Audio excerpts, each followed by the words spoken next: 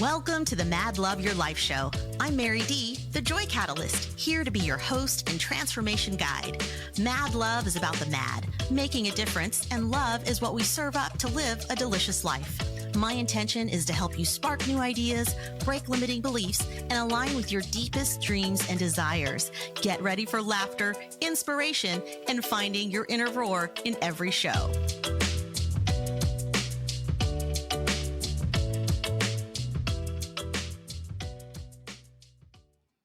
Hey everyone, welcome back. It is great to be with you live today. I have a super special guest and you are really in for a treat today. Her name is Susanne Goldstein, and Susanne is a changemaker on a mission to elevate humanity. We talk about a lot of people that have great visions. She definitely is one of them, and she is here to show people everywhere that they can be a force for good in the world, but they have to become a force for good in their own lives first. Susanne is a highly sought after executive coach, strategic consultant, keynote speaker, program creator, and an industry disrupting thought leader on society and social change. She believes in a world where everyone not only feels like they belong at the table, but they also feel empowered to grab the mic, to speak, and to be heard. And for 25 years, she's coached and consulted startups, Fortune 500 companies, and often as the only woman in the room. And I know that I've got a lot of beautiful executive level women listening to this call who know what it's like to be the only lady in the room.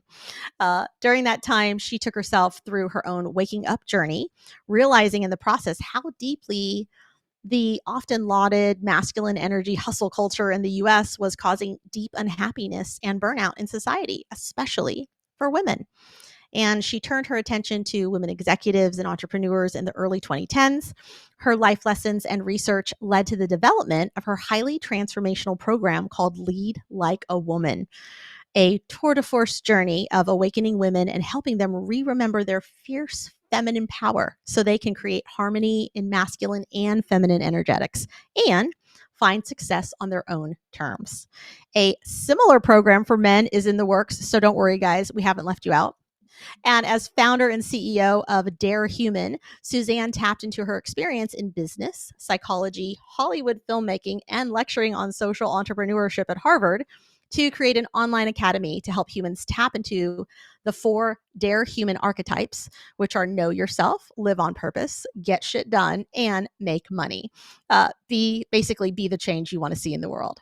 Her groundbreaking manifestation methods described in her best-selling book, Carry a Paintbrush, How to Be the Artistic Director of Your Own Career, have been presented on stages all over the US.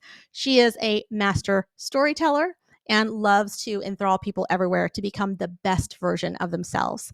She holds a trifecta of Ivy League degrees from Cornell and Harvard that are currently collecting dust in her parents' attic. I can 100% relate to that.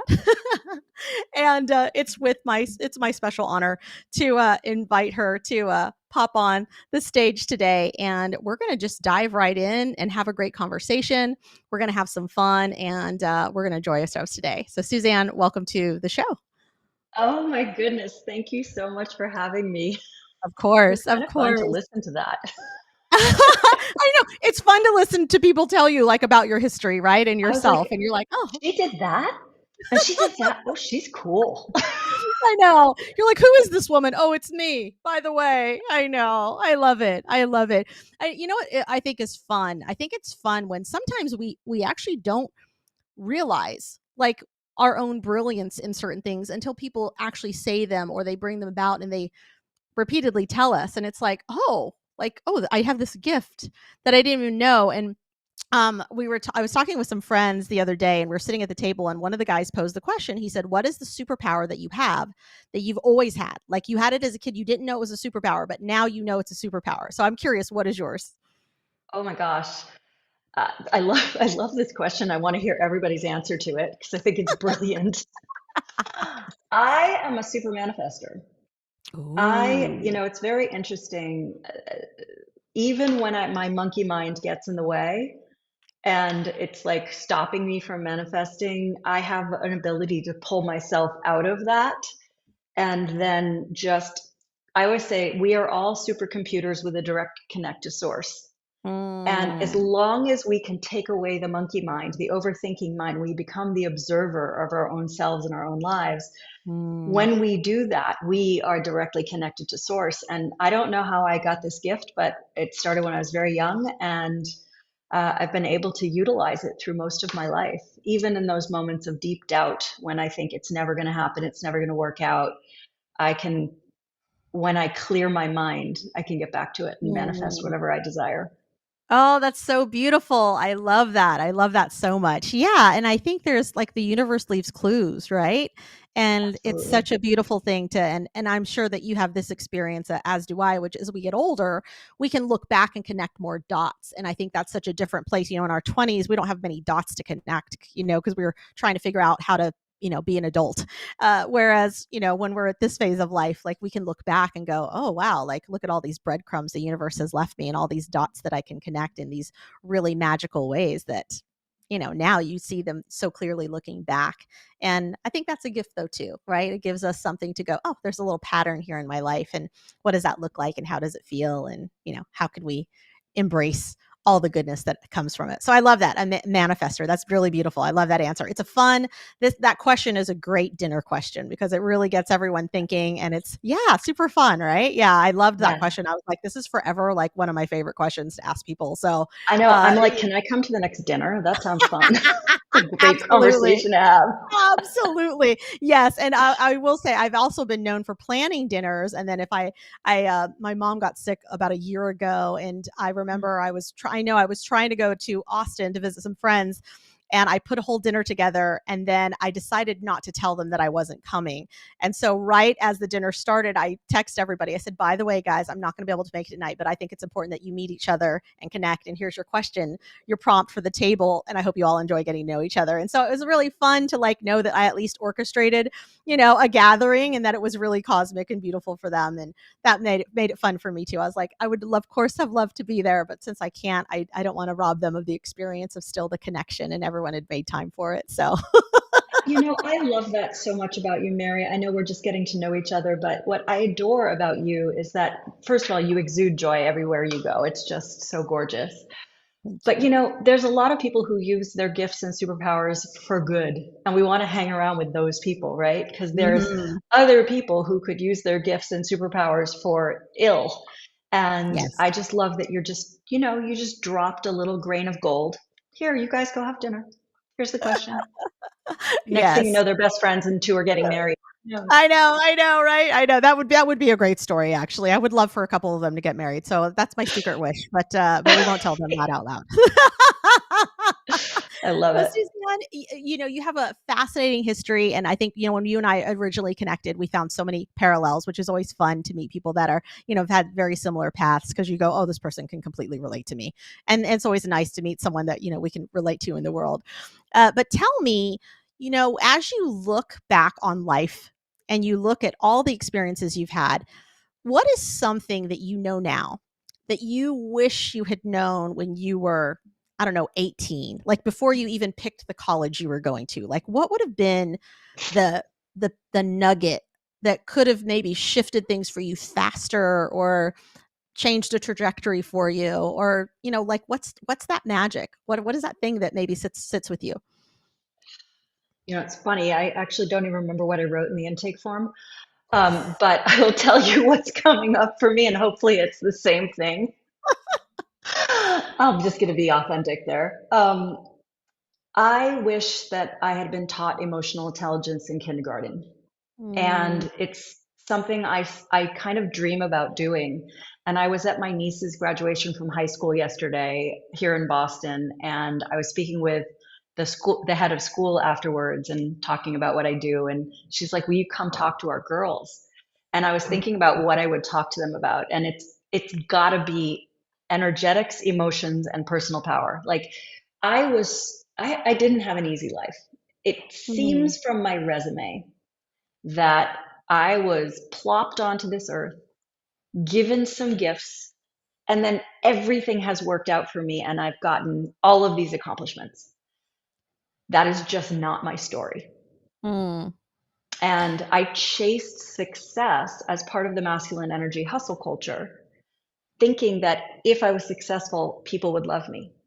Mhm. And so there was this bifurcation inside of me because I didn't have the emotional intelligence to hold the expectations and judgments that I grew up with at the same time of pursuing massive success to prove to the people who are putting the expectations and judgments on me that I was worthy.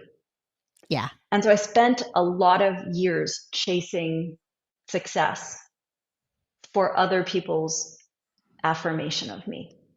And had I known emotional intelligence when I was young, had I been able to stand in my power when I was young, had someone taught me, I would be a different person today. I'm super happy with who I've become, but it took me a long time. I always say I'm a late bloomer. And with my nieces, I have a lot of young mentees. I always say to them, especially the young ladies, I'm going to teach you everything that it took me 35 years to learn now, Yeah. so that as you are 13, 14, 15, whatever age you are, that you have this language going into your life. Yeah, absolutely. Absolutely. Yeah, no, I'm with you on that. I have so many young people in my life as well, and when I think about my family, of course, like sharing information with them that I didn't get at their age, it was actually like high value for me for a very long time, and honestly still is, because I'm like, I wish someone had told me some of these things, because they Yeah. just didn't. Like, we had a very conservative family, and there's just certain things we didn't talk about that I think are imperative that we talk about. How about just even having hard conversations? And then I also was recognizing, like, part of it is, as a family, we're kind of out of practice with a lot of the hard conversations. One of them, in a weird way, is because we actually get along so well. My brother and my Mm. sister, I can't tell you a time I've ever fought with my brother ever in my life. I can't think of one fight ever I've had with my brother ever. My sister, I can remember one time, and it wasn't until I was an adult. And that's like, I can actually count on one hand how many times I've ever had a fight with these really close people that I'm with in my family. But also, there's things that come up that I'm like watching us all as we adults, and then as they all, my brothers and sisters became parents, and I'm watching them with their kids, and I'm like, wow, we actually do have some patterns in the family, and it's interesting to like call them out and bring them to light and actually have a discussion around them. And I found that it's been so freeing for that next generation, because for a long time it was like, oh, we don't really talk about those things. And I was like, well, what would happen if we did? Like, how Mm. would that change just our own family if we start talking about the things that we just don't talk about? And I Yeah. think that piece of it, is so important. And then I watch it in business, and I'm sure you've had this experience as well, of where you get into organizations, especially ones that are family owned, where things might get swept under the rug, or you see the patterns of their own family that show up in their business. And that's it's just one, they got the same problems at home that they do at the office, because it's the same patterning. So I always think that that part is really fascinating. Talk to me about, you said you had a hard life growing up, that it wasn't this, like, roses and sunshine all the time. So what did that look like? Like, paint a picture for us, because I'd love to really understand, like, what did you come from? What did you have to overcome to Mhm. become who you are today? Yeah. So first of all, thank you for the question. I'm very comfortable with the answer, but I just want to say to anybody who's watching live, anyone who is watching in this replay, there is some trauma that I'm about to talk about, and I am completely okay with this. But if it might activate something in you in a negative way, I just want to encourage you to come back 5 minutes from now or however long we have this part of the discussion. I just want to be very respectful of other people. Mm, Um, so as I mentioned, I came from a very high achieving family that, judgment and pressure were the things. High academic achievement and high athletic achievement was very much the norm in my household. And it wasn't in any nefarious way. It just was. And, I have experienced an awful lot of stuff that's happened, but it includes sexual abuse, emotional abuse, physical mm, abuse, um, a suicide attempt, mm, and a later suicidal ideation period for a very long time. And Mm, I had the ability to go to a very dark spot. And that dark spot, if something triggered me, I learned later that I had chronic PTSD for many, many years, and it took a mm, long time to heal. But my brain, the neural pathways in my brain had set themselves up that I really walked through life, even though I was successful and have Ivy League degrees and worked with all these incredible companies and consulted to Microsoft and OpenTable and Evite and all these huge companies as they were coming on the internet. I would go home at night and cry mm, because the person I was on the outside was not the person I was on the inside. These were two unmatched things. And I had to take myself through a process of rewiring my own neural pathways to peel apart the trauma, to peel apart the parts of my brain that lived in victim mode, because I mm, didn't even know I was wearing victim glasses and seeing the world as against me. So mm, part of it was because in my early years, it felt to me, a sensitive kid, that all of these demands were against me, that people wouldn't love me if I didn't perform. And mm. it traumatized my brain in such a deep way that I literally bifurcated, which is, I found this out by working with a therapist for quite some time. But I didn't really learn that until I was about 40. I was Wow. walking down the street in Boston one day. I had just started teaching social entrepreneurship at Harvard. You'd think that my life was amazing. And I'm walking down the street in Boston, in this very like cute little shopping area, and I see this woman across the street from me, and she is everything I want to be. She has this long flowing blonde hair, and she's wearing this dress that kind of like moves in the wind, and she's comfortable walking in her cute heeled shoes, and people are noticing her as she goes by. And all I can say to myself is, I hate her. I hate everything about that person, but I could not help but keep tracking with her as she went down the street. I'm on one side, she's on the other side, and I'm walking at the same pace as her, watching her and hating her. Wow. And then there was this strange moment, and I cannot tell you, like, the universe hit me with a lightning bolt. I don't exactly know what it was, but all of a sudden I had this realization that the woman on the other side of the street was actually me. And I Wow. had projected my consciousness to the other side of the street and was Mm, judging myself as I walked down the mm, street as this long blonde haired woman in a great dress that people were mm, noticing. And I hated me. So mm, at that point, I was 40 years old. I'd gone through a very traumatic health issue and had some very abusive doctors overdosing me on every opiate on the planet for 3 months. And mm. God clearly wanted me to live because I was taking fentanyl lollipops, Oxycontin, and morphine fluid at the same time. And I don't Wow. know how I didn't die. Yeah. And my brain was so scrambled after that that I somehow had the opportunity to realize I had bifurcated. And so I had to go through an integration process, a period of understanding how to take this part of my personality and this part of my personality and have them stop hating each other. This one, the other Suzanne, hated me for being weak, and me hated the other Suzanne for being all that in a bag of chips.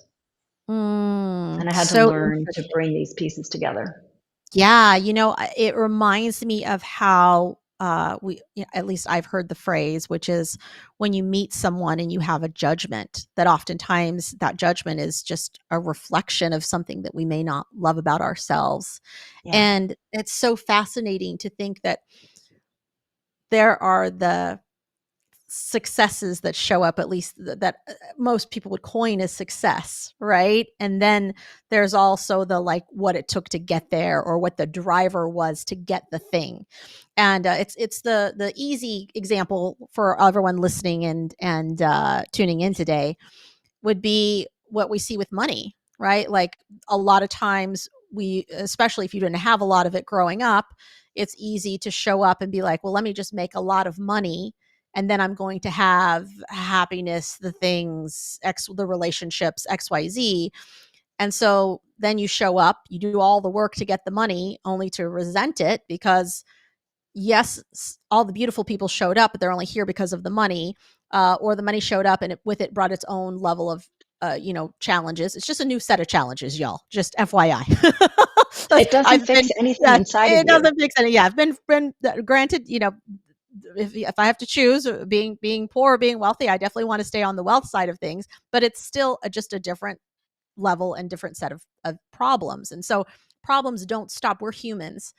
Problems are going to show up in our lives. And this is life. This is the journey. This is tackling all of the things. And let's add and sprinkle in our history, right? Our experiences and our stories and the things that happened to us, the the feelings that we felt, regardless of what anyone would say was the truth of the situation. You have your truth of how you lived. It's how two children can live in the same house with the same parents and have completely different experiences.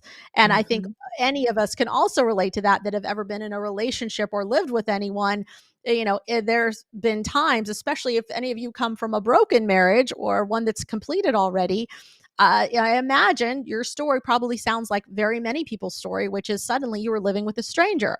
Well, how is that possible? Because you're living in the same house with the same person. How are you both having a completely different experience?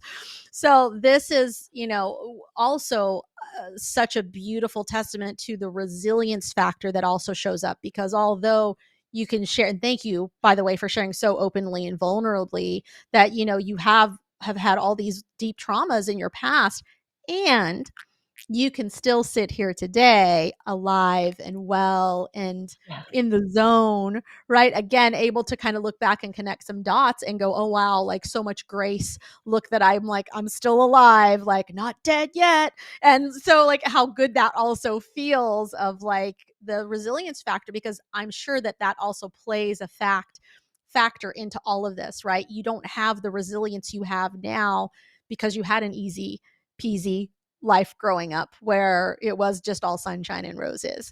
And it's those hard things we go through that actually give us some of the tough skin that we need to get through life and also to reflect and make some different decisions. And I would love to know from you, like, when you go back, and you said you didn't even recognize that some of these things were a problem until you were 40 years old. That's a big span of life. I mean, that in some cases can be half of people's lives. So what was it like? Were you watching a show? Was someone doing like some work with you? Were you on plant medicine? Like, what was, like, how did it show up for you? I'm so curious. Well, I want to answer that. Let me just say one thing about what you were saying before. When you become awake and aware, when you actually go through a waking up process, I'm not talking about woke culture or all those bad words people use. I'm Right. talking about a spiritual awareness, a conscious awareness, and understanding that I am not my mind. Most of us think, therefore we are, right? That's Mm-hmm. the old Descartes thing. Right. And that's not the truth. The fact that we can think about the fact that we're thinking is very useful for us, right? I can reflect on myself, but I can't do anything about it unless I choose to wake up and do something about it. And I think one of the things we see or an experience once we've gone through even this much of a crack open of the door of waking up to consciousness is that you start to see in looking backwards, everything was exactly for you. I could Yeah. wish away my sexual abuse, my physical abuse, my emotional abuse, the suicide attempts, the abusive doctor that I had to deal with. I could wish it all away, but I would still be the asleep human I was at age 40. Mm-hmm. And I'm 60 years old now, and I'm happier than I've ever been. And it's not that I had a Mm-hmm. miserable life before then, it was just not consistent happiness. And Mm-hmm. so I just want to point out for people that, like, when we think the world is against us, that's the victim glasses that I mentioned. When we see through the lens of everything is against you, it will be. Mm-hmm. And when you start to see that everything is for you, it becomes a lesson or it becomes a story you can tell. And so Yes. when we live our lives knowing that we can tell a story someday, it becomes a different way of living life. Mm, So so good. I think the answer to your question is it was not a thing. It was not a one Mm, thing. It was a decision when I was 27 years old that I needed to change. mm, And those 13 years between 27 and 40 were me struggling in the dark, trying to figure it out. And mm, the crazy part is I was so far ahead of other people that I was coaching people along the way. I've actually mm. been coaching for like 36 years Wow. because people would say, "You've got your act together. Can you help me get my act together?" But they didn't know my inner turmoil. They looked at my exterior. But I will tell you, there was one story that really changed the game for me. So there was a family situation with my family, and we were on a mountaintop somewhere, and we were having photographs done because the whole family was together. And one of the photographers said to a member of my family, "How many siblings do you have?" And that member answered one. And all of the kids went crazy and said, "You forgot Aunt Suzanne. You forgot Aunt Suzanne." And I was like, wow, here I am on a mountaintop with the rest of the family, and somehow I've been forgotten. Part of that was because I didn't stand in my power and make sure everybody knew I was there. We take on Mm, our roles in our families that we've had forever, and people see us as they last emotionally connected to us. So if the last time someone emotionally connected to you was when you were 16, you will always be 16 to that person. It doesn't matter how much evidence there is to the prove it wrong. So I was with my therapist. This weekend had happened. I come back, I tell the story. And it could have been a story A, B, C, or D. It didn't matter. It was the same story I told over and again. This was done to me. And my mm, therapist said to me, "Suzanne, the only thing that surprises me is that it still surprises you." And there was like this, like that moment in Shazam when he goes Shazam and all the elders come. And it was almost like all my spirit team just came flying through. Again, I was 40 years old and like everything just came through as if the clouds had parted and I was suddenly had that direct connect to source. And I was like, oh yeah, I have been looking and hoping and praying for acknowledgement. And this is the ultimate in non acknowledgement, non affirmation, non yeah. existence. Yeah. And I needed someone to point out to me that I kept being surprised, as if I hold this hope that it'll be different. Today, it'll be different. Yeah. Today, I was so hopeful. I mean, and I love that I have that much hope, Yeah. but I also needed a course correct. Mhm. And that was my course correct. Ah, I love that. So we're going to dive into that a little bit more after this break, real quick. Mike Zorek, a three-time California state champion in Greco-Roman wrestling at 114 pounds. Mike, blind since birth, was born in Hartford, Connecticut.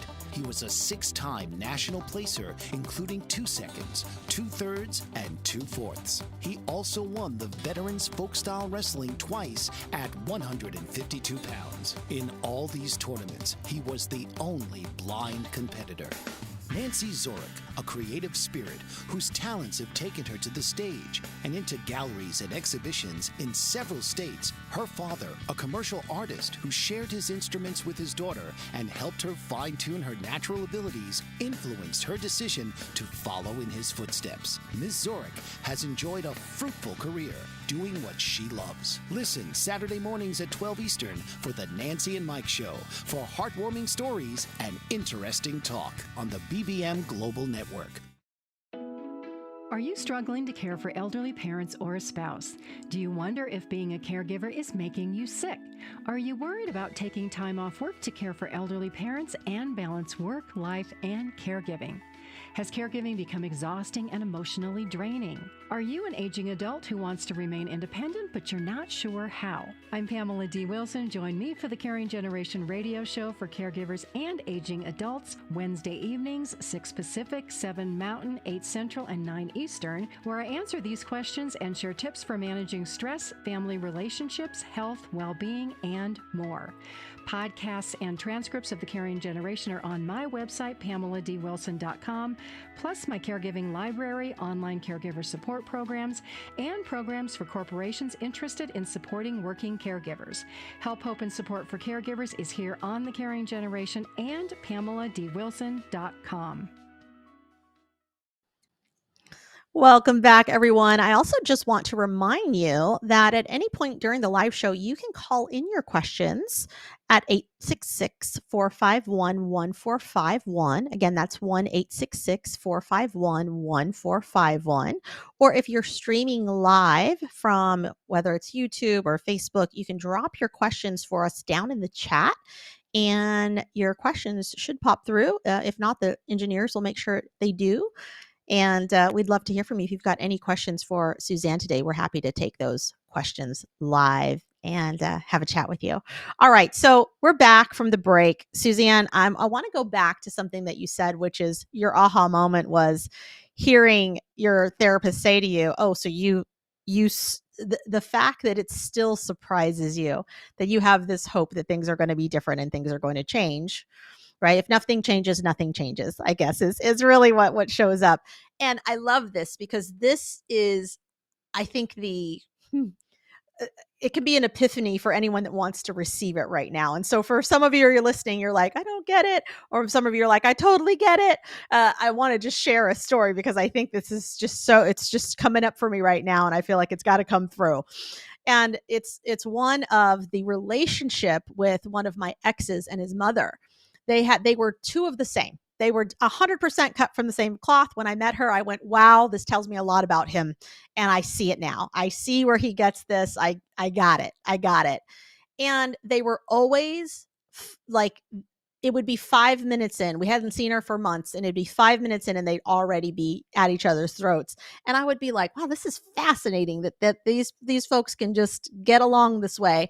And again, I explained my experience with my family, which is we don't fight about anything. So watching this dynamic was just fascinating to me because I was like, wow, like people live like this. And the funny part to me was that they would have these fights. They would end up, of course, having a blow up, and then they'd walk away and they wouldn't talk for months, which again, to me was just unheard of. They wouldn't talk for months. And then all of a sudden they would start talking again as if nothing had happened. Like they wouldn't even remember. It's as if both of them actually forgot what they had fought about that kept them from talking to each other for months. And all of a sudden they're right back in cadence, only to like 15 minutes later get into a fight. You know, if we could go more than 24 hours, it was amazing to me. And I remember him getting so frustrated. And finally I said to him, I said, is your mother the same personality that she's had for the last, 60 years of your life at least? And he was like, oh, of course, and I'm like, yeah. I was like, so what is it that makes you think that she's going to change or be different the next time you have a conversation with her? And it kind of struck him. And I was like, and what would happen if you decided to show up differently? Like, what would actually, I'm just curious, like in your mind, what if she's at you, yelling at you, she's having a moment, and what if instead of responding and fighting back, you literally walked over, gave her the biggest hug ever, and just said, Mom, I don't agree with you, but I love you. And I said, what would happen?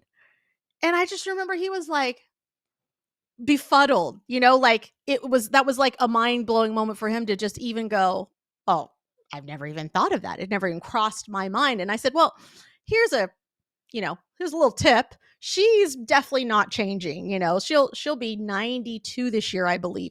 And I told him, I said, she's not changing. There's no shift that's going to happen for her at this point in her life. Now you have the opportunity though to decide to show up differently if you want to, or you guys can run the same pattern over and over again. And I think that's exactly what you're saying. And that's so part of it. And this is also where I think so many of us can walk into a challenge the opposite way, meaning we show up and we want to create new boundaries that we didn't have before. And I share that because I know in my own relationship, I had to show up and say, hey, I need things to be different for us, and I need to create some new boundaries and standards. But also, I have to own my part of this, which is for the last 11 years that we've been together, that I've allowed you just to show up how you show up, and I've tolerated it, and it's been acceptable by all means. But now I'm coming to you and telling you suddenly it's not okay anymore. And so what does that feel like, right? Because now it's happening in a different way. And so I would love to hear from you, because I imagine that this also comes up in all of your experience and years of doing this work of you know what what is the best way for us to, when we do feel empowered and we do feel brave and we do finally put our stake in the ground and say, no, I'm not going to stand for what I stood for before. I'm going to speak my truth. I'm going to ask for what I want. I'm going to set new standards. It's sometimes hard to do in relationships that are already established because we've been moving the boundary line for so long, or there hasn't been a boundary for so long. So what is the best way for us to show up and present new boundaries when we're in these situations?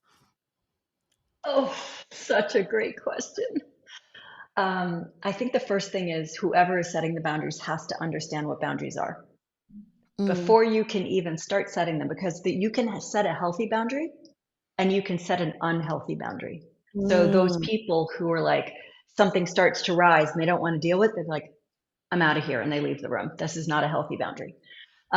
So it's really important to learn boundaries. And this is one of the things I teach, because I truly believe that you can make boundaries around the people in your life, like who deserves to get treated. You can't see what I'm doing, but like who deserves to get treated?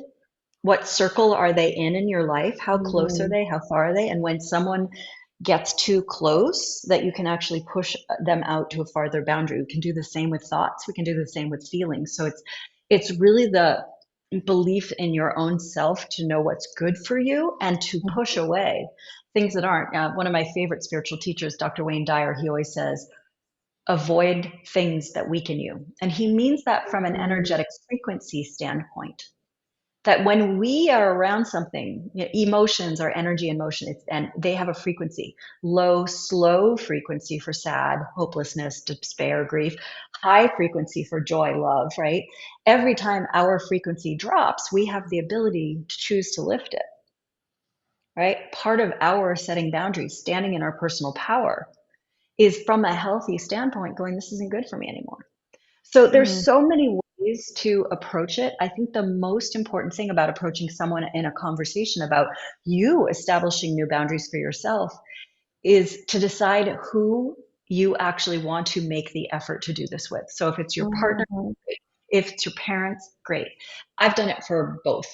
And part of it, and this is going to sound so funny, part of it is osmosis, right? They're around you, and by being around you, they start to notice that things are a little bit different. They're like, what happened to you? You're not as explosive, or you're not as a Oh, pushover, or you're not whatever the thing is that you have as your personal thing you're working on. Uh, yeah. the gift your soul was given in this lifetime to get better at. Yes. I have used a framework about making requests that I find to be very, very useful. That, I request that blah blah blah, and when you make a request, it's asking this person to notice something different or do something different, and in the process of them doing that, you're getting an answer, and that answer is great information about their willingness and openness to consider some kind of change.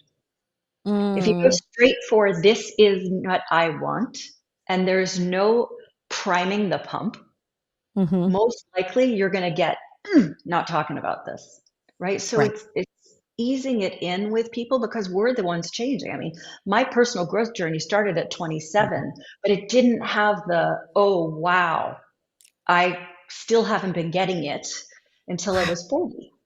Yeah. And so it would be silly for me to expect my parents to understand who the new version of me is. the one that's rejected the patriarchy, the one that has stepped out of the matrix, the one that has decided that I get to live how I want to live but without anybody's rules but my own. Well, Mm-hmm. that was very hard for my family because they're pretty, this is how things are done. Yeah. And I'm this crazy wild maverick in the family, which felt more black sheep until I found my power. Mm-hmm. And I remember, I've used frameworks, whether it's ones I've created or ones that I've learned. So, for instance, the love languages. Many people I know love about those. Goldman. Is that his name? The guy who did it? Goldman's love languages. And there are these different ways that people express love and different ways that they receive love. And so I sat my parents down at dinner. Gosh, this must have been 20 something years ago. And I said, listen, this is the way I receive love.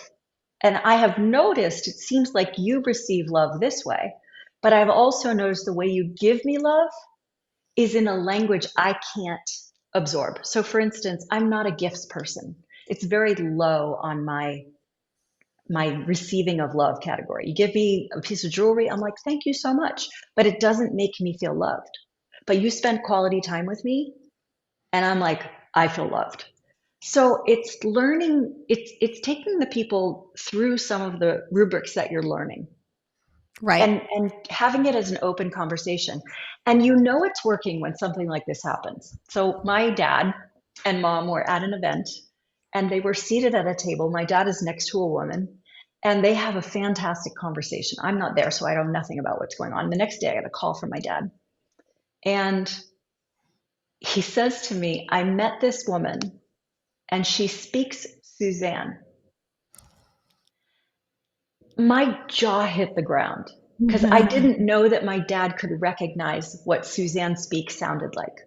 Mm. And I speak from energy. I speak from consciousness. I speak from how do we make the world better? I speak from other centeredness, right? And so the fact that he noticed, and this woman, she and I got together and we were like, had the best time and we become super close friends because my father got to the point where he could recognize what it sounded like to speak Suzanne.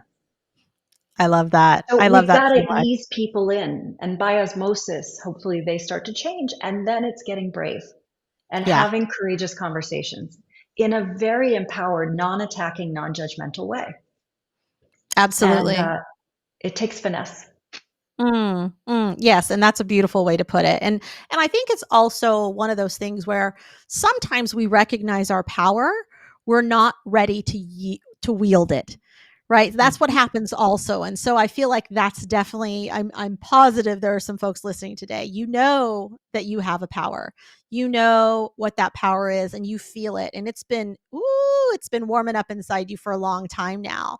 And you're getting to the point where you are ready to express it, and it can feel a little scary. It can feel a little scary when we get courageous because we don't know what's on the other side of deciding to stand up for ourselves, or we don't know what's on the other side of speaking a truth. We don't know what's on the other side. And oftentimes in our little monkey mind, we also can get caught up in, is there going to be a judgment? If I'm not a perfect person, then how is this going to come across? It's how people know you.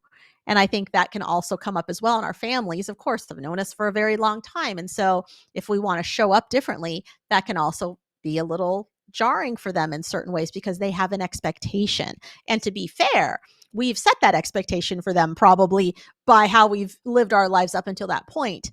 And also a beautiful opportunity to show up and say, hey, like I've got something new going on here. I've got a power I'm going to stand up in, and it's going to look weird to you guys because you have a reference for me, and that's okay.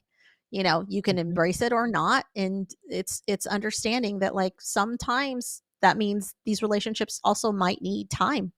They might need time to have a little break. They might have a season of rest.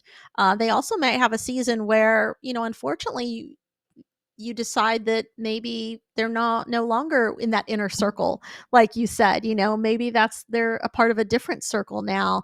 And I know sometimes that when I say that, there might be people that are like, oh, it doesn't feel good, like it's the only mom I have or it's the only sister I have. And it's like, yes, and you also can make some other choices. There's also family you can choose, and there's also the energy that you can choose to be around, and the stand that you make for yourself. And it's okay to love people. Sometimes we have to love them from a distance, and that's okay too. And I've even seen people in our own family who have decided to walk away and take a step, and I go, wow, this is so fascinating. Like, their experience in our family is so different than mine, and I'm shocked that they would want to walk away. And at the same time, I see the traumas and the things that showed up for them that created a story for them that said, no, it's going to be easier for me to walk away than try to explain that I'm going to show up Mhm. differently here.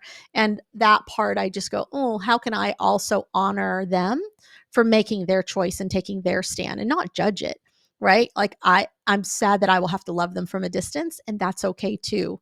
But I'll appreciate and have gratitude for the time that we had together, and maybe have a small hope that there will be some way that they circle back around at some point in life. But also, if they don't, then I hope they're happy and full of joy and find their path. It's all such a journey, and we get to experience so many people along the way. Some that come to us as our family, and others that show up as friendships, and others that show up as clients and strangers, and then those times when we project ourselves across the street, like you did. Well, and here's the thing. I love my parents more than anything now. That wasn't always the case. I Mm, always loved them from the parent standpoint, but now I really, like, truly, we've built this gorgeous relationship over these past 2 decades. And I think that part of it is that you can't judge them for how they are. It's called the road less traveled for a reason. right. Or as Wayne Dyer says, it's never crowded along the extra mile. That extra mile is what we're talking about in becoming consciousness. Yes. And what I'll tell anybody who's listening is that waking up is the hardest work you'll ever do. Harder than a marathon, harder than climbing Yosemite. I mean, what's that place in Everest. Everest. Everest? Thank you. I'm like, Yosemite. It's the hardest thing because you're challenging your premises about everything you know in the lens that you've watched the world through. And so Yeah. then we start getting upset with other people. Well, if you weren't like this, I wouldn't be like this. Well, that's not the point. The point is for us to have the grace to be able to say, thank you for the role you've played in my life so I could become this version of me. Absolutely. Absolutely. Yes, yes, and yes, and yes. And how beautiful that as we go through life, that we also get to have our own moments where we realize what we have done or haven't done, or however we want to frame it. And also, like, that everything has happened for us in these beautiful, magical ways, and better, better now than never, is what I would say. The fact that we actually get to wake up at some point and go, oh wow. And I also go, wow, what would life have been so different if I'd had this awakening when I was 20 instead of when I was 40? Because that was the same for me. Is by the time I, all was really rounded out, I would say about in my 40s is also where that showed up. And I'm like, oh, wow, look at all this. Look Well, at think, all this magic. there's a lot of brain science around this about how there's something about the 40-year-old female brain that is ready to actually crack open a lot of the stuff. So, which is why a lot of women come around their 40s and they're like, I'm burnt out. I don't like how I'm treated at work. At home, I'm, basically a slave. I've got to do everything for everybody. I don't have any time for me. And there's this moment where the brain is like, you know what? You're ready to process all of those habits, all that coding, all those imprints that were Yeah. foisted upon you. So I have this rubric I created for emotional intelligence, and it's called emotional alchemy, a beautiful relationship with me, myself, and I. And how that works out is that me is who you're born. You're born perfect. You're not a racist. You have no biases. You're not angry at anyone. You're just born. And in general, people are super happy that you showed up. And then as you go through life, if you think about like the snapshots on your phone, imagine they were all on a very long hallway, all the way back to your birth date. Mm-hmm. And all of those photographs, the ones you remember in your mind or you actually see in a photo album, they're all the imprints and all the codes that were put upon you. And some of them are amazing, like your desire to be, to give back in the world, Who would want to throw that one away? Right. But throwing away toxic competitiveness, like, okay, so we are born me through the imprints and coding of our family, our society, our work, our everything. We become myself. And then when we have a conscious awakening, we can choose which of those codes and imprints we want to walk forward with. And we leave the rest behind. And I call that I. When I step into I am no longer holding the code that said I should live life a certain way. That I should, I mean, when I was at Cornell University, I managed to get a mechanical engineering degree and a theater and film degree at the same time. And no one said this was possible. In fact, everyone said this was impossible. And I was like, well, Mm. this is me. It's who I am. Both sides of my brain operate this way. These are my interests. I'm going to pursue this. So you break out of the codes. You break out of the you shouldn'ts or you couldn'ts or it's not, it's not okay. Right. It's not perceived okay. And once you free yourself, and this is really the work I do with women, is I help them free their minds so that they can choose what they want, what they desire, what is in them, who they really are. The outfits we're wearing today. Why am Mm-hmm. I wearing denim? Why are you wearing black? Well, in the movie The Devil Wears Prada, did you ever see that movie? Yes. Yes. Andy, who is played by Anne Hathaway, and Miranda, who's played by the incredible Meryl Streep, they're having a conversation, and Andy's wearing this big, chunky, knit turtleneck sweater. And she's telling Miranda she just doesn't care about fashion, and here she is working at the top fashion magazine in the world. And Miranda says to her, "Oh, really? That green sweater you're wearing? You think you picked that out. But actually, 2 seasons ago, designer so-and-so put that color on the catwalk and established that color as like the color of the year. And then it came down the line and your local department store went and had a cheap copy or cheap thing made of that same color. And in your mind, that color was established and that's why you picked it off the shelf. It's not actually your choice until you break Ooh. free. And then you're like, you know what? I'm a girl who likes to wear denim. I'm a Mm-hmm. girly girl who likes to wear denim and, gunmetal. And, that's my thing. But I Yes. wasn't like this before. In fact, my wardrobe changed based on where I lived and who I was around. And I was Mm. trying to always fit in, as Mm. opposed to saying, this is me. This is the authentic, unencumbered, freed mind version of me. Yeah. And Mm. that's I what love I that. really hope for every single human being on the planet. Same, same. Yes, so much freedom and being fully expressed. And it's beautiful work in the world. I completely agree with you. And you're right. I think there is something to be said for the 40-year-old brain, for sure. We get into this new season of life, 40s, 50s, even 60s, where we have data now, right? We have data in our life and we go, all right, let me take this data and dissect it a little bit. And also we realize that there is only so much more time in this body in this particular experience. And I think that's the other piece that happens too. And that's when we ask ourselves, like, hey, are we really living? Are we, what are we doing all of this for? And how does it feel? How does it feel inside? And Mhm. and if we're carrying any sort of dissatisfaction, this is typically the time where we go, I'm not willing to live with this dissatisfaction anymore.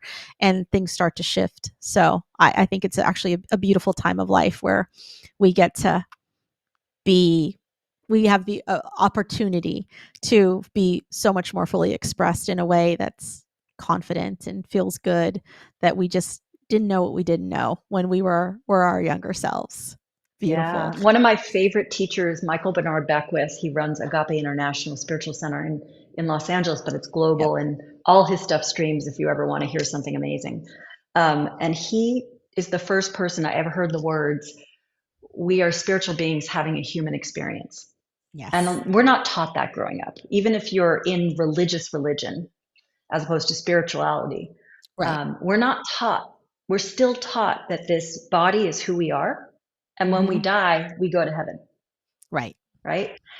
Right. And that's a paradigm that's part of the matrix we live in, because this is a country, at least the US, is a country that's built by white men for white men. They happen to be Christian. They happen to be heterosexual. They happen to have certain standards and norms. And the world was built for them, which is great if you're one of them. And if you're not, we got to figure out how to fit in to that cultural norm. And when I heard the words, I'm a spiritual being having a human experience, that we are citizens of eternity. We're not citizens of time. Right. This is what Michael Bernard Beckwith says. Mm-hmm. This time is when we come into this human form and when we leave this human form. And that's the time we're in here. But the rest of the time, we're the same soul. We're the same spirit on this journey. Right. And when you start to realize that this meat suit, I love when Lady Gaga wore a meat suit to the VMA Awards. Yes, because the VMAs, I remember. Because she was representing that this was just the body we're in. It's not who we are. Mm-hmm. That's right. And that's part of the waking up process, is really understanding that. So good. So rich and so good. Susanne, you've been a phenomenal guest. And for everyone watching or listening today, I want you to know we are doing an extended version over on YouTube. So you can go to the Mad Love Your Life channel and it's going to be there. So it is the Mad Love Your Life show. It's a channel on YouTube. If you're not sure which one it is, just head over to my website at marydee.com, MARYDEE.com, and you can catch our extended version that'll post later this week. Big shout out to my creative director, Jen, who always does a great job of making sure everything is there when it's supposed to be and is forever just loyal and loving, and her vibe that she brings is sprinkled all over the work that we do here. And I do also want to mention we have some drawings that are a little overdue. Sorry, I've been traveling. I do want to give y'all one last chance to listen to the replays from the last few weeks, submit your comments, and then I'm going to actually announce those winners on my IG stories on Friday. And with that, again, Susanne, thank you so much for being my guest today. I'm excited about carrying on our conversation over on the other channel. And for everyone else, until next time, may abundance always walk beside you. May joy always go before you, and may love always guide you on your path. Thank you for tuning in to today's show. We air live every Wednesday at 4 p.m. Eastern Standard Time on Bold Brave TV. We hope to see you back next week. For more ways to connect with my guests, content, programs, and retreats, just head over to www.marydee.com and subscribe. That's MARYDEE.com.